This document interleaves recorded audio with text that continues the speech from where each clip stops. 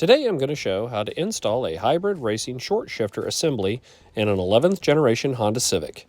This will also work for a 5th generation Acura Integra. This unit is a big upgrade over the factory shifter. Honda already makes a great shifter, but this takes it to a whole new level. After installing the unit, you'll notice your shifts are much shorter, 50% shorter to be exact, plus the gate spacing is reduced by 30%. Finally, the kit allows you to fine-tune your shift knob's height and position. When you open the box, you'll find the shifter assembly, shift knob extension, and mounting hardware. You'll notice on the side of the shifter there are numbers 1 and 2.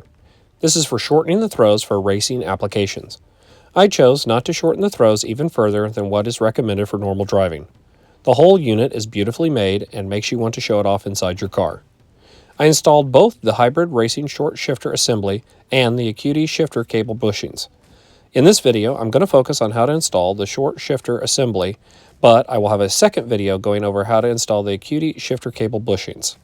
This is a very nice looking and well-made unit. The shifter assembly is made of colored billet aluminum, while the base is made from lightweight carbon steel. Hybrid Racing has done a nice job on the design of the unit, making it not only a functional improvement to the car, but one that is cool to show off. The tools needed for the install are pretty basic. You'll need a plastic trim tool, pliers, magnetic screwdriver or regular screwdriver and magnetic tool, wrench with socket extension, and 10mm socket. Begin the install by removing the shift knob and pushing the shift boot down. Next, using the plastic trim tool or your hands, pop the top section of the center console up. As you can see in the video, the top center section is actually two pieces. You want to make sure that you're popping up both sections, which will keep the top section attached. I found I was able to use my hands better than trying to get the plastic trim tool underneath the plastic console. Once the center console has been popped up, you'll need to pull it towards you to detach it fully from the center console. To remove this piece from your car, you'll need to unhook the multiple wire harnesses located at the bottom and rear of the center console top section. There are 2 wire harnesses on the bottom for the parking brake and mode selection, and 6 additional harnesses located at the rear. After all the harnesses have been unplugged, you can lift the section up and remove it from the car.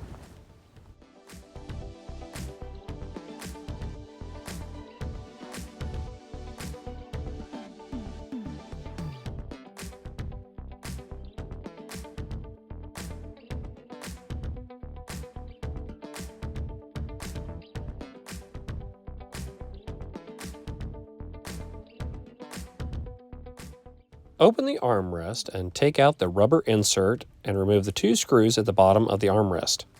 Next, pull up on the cup holders to remove them from the center console. Once removed, you'll find 2 more screws that need to be removed. Finally, locate and remove the 2 screws under the dash normally covered by the USB ports.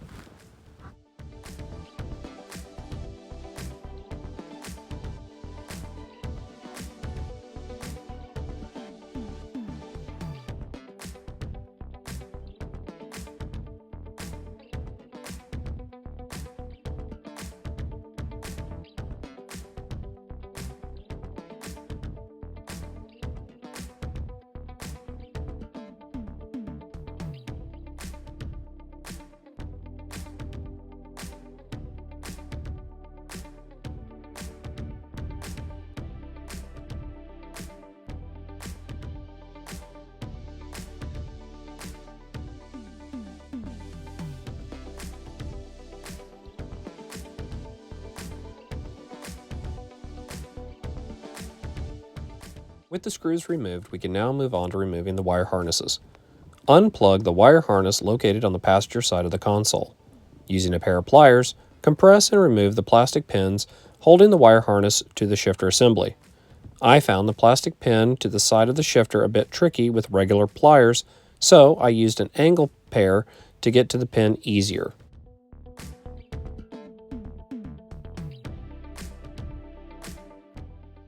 After the wire harnesses have been detached, you can pull the center console back and out of the car. We had to remove the console out of the passenger's rear door. With the console out of the car, we can now have full access to the OEM shifter assembly. To remove the factory shifter, we need to begin by detaching the 4 cables attached to the shifter. The first cable is located at the bottom of the shifter and held into place by two spring-loaded metal clips. You need to separate the clips, which will then allow you to push the cable down from the shifter. I found this to be a bit tricky to do with my fingers alone. I wound up using a plastic trim tool on one side and my finger on the other to separate the metal clips.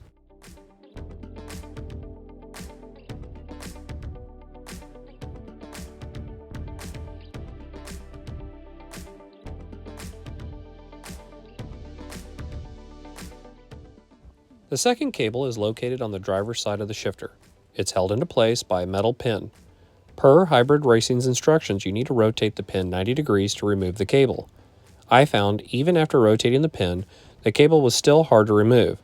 I ended up using my pliers to rotate the pin a bit more, which finally released the cable. The third cable is on the rear of the shifter on the driver's side. This cable has a white plastic clip that needs to be popped up. After the clip has been popped up, you will have to rotate the large plastic end of the cable a few times and pull the cable towards the driver's side.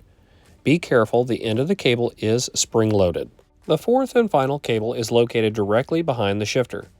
The cable is removed the same way as the previous cable. Lift the white plastic lock, then turn the end of the cable to release it.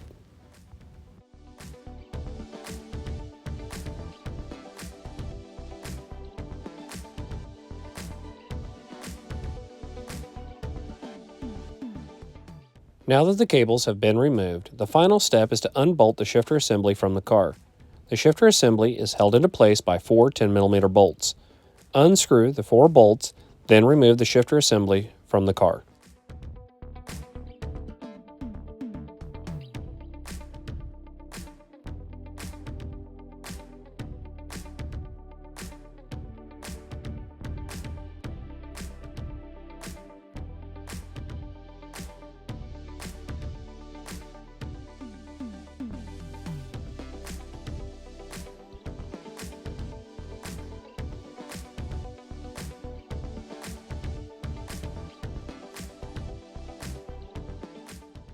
With the factory shifter assembly out of the car, we can begin installing the new Hybrid Racing shifter assembly.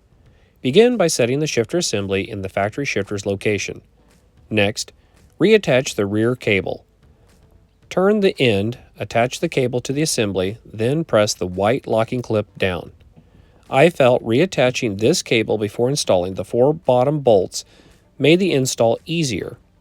With the rear cable attached, screw the 4 10mm bolts to the 4 corners of the assembly. I rotated around the 4 bolts to make sure the assembly was positioned exactly the same way the factory assembly was.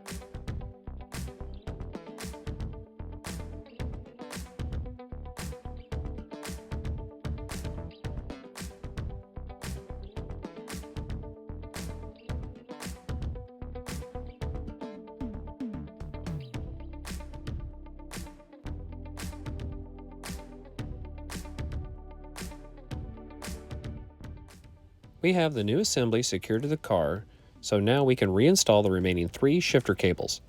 I install the driver's side cable next.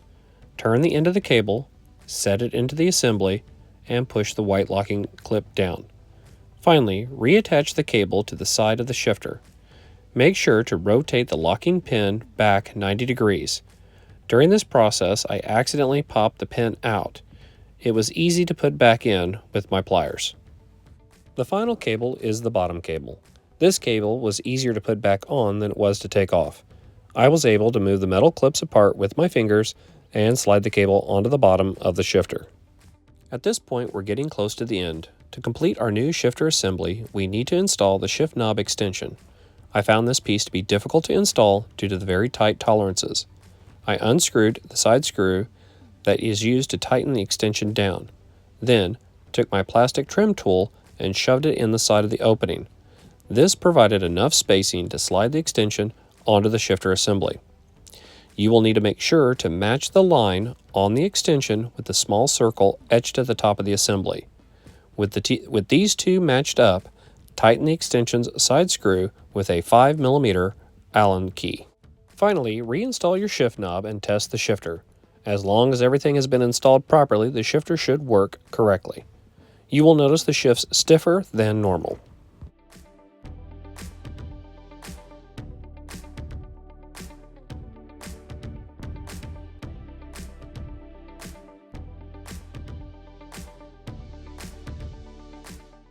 Now that we have the shifter assembly installed, we can reinstall the center console. Begin by attaching the wire harness to the new shifter assembly. The new shifter base has the same 3 holes as the factory shifters to secure the wire harness to. Slide the center console back into place. We brought the center console back in the car the same way we took it out, which was through the rear passenger door. The console will snap into the bottom of the dash. Make sure both sides snap into place properly. Plug in the wire harness on the passenger side of the console. Screw in the 6 screws that hold the console in place.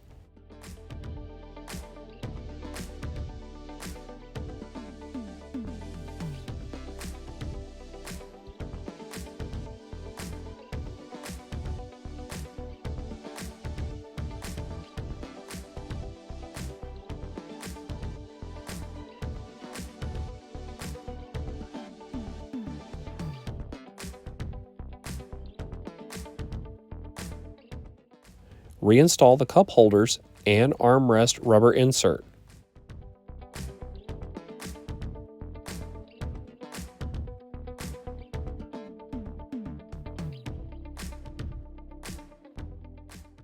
Plug in the wire harness back into the rear of the top section of the center console.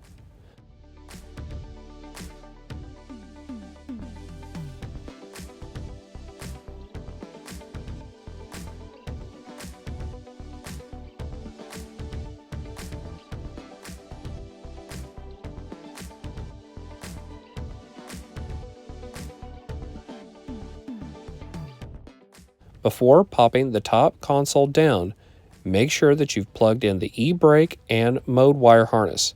I forgot this when I was completing my install.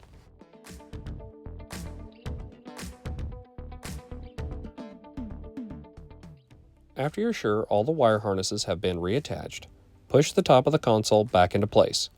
Since I didn't want to hide the shifter assembly under a shift boot, I ended up painting the silver trim around the shifter black. Once down, the installation process is complete.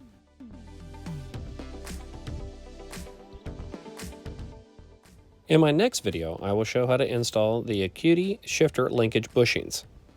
They are the final component to completing my shifter upgrade. I will have my final impressions in that video. Thank you for watching. Please like, share, and subscribe for more content.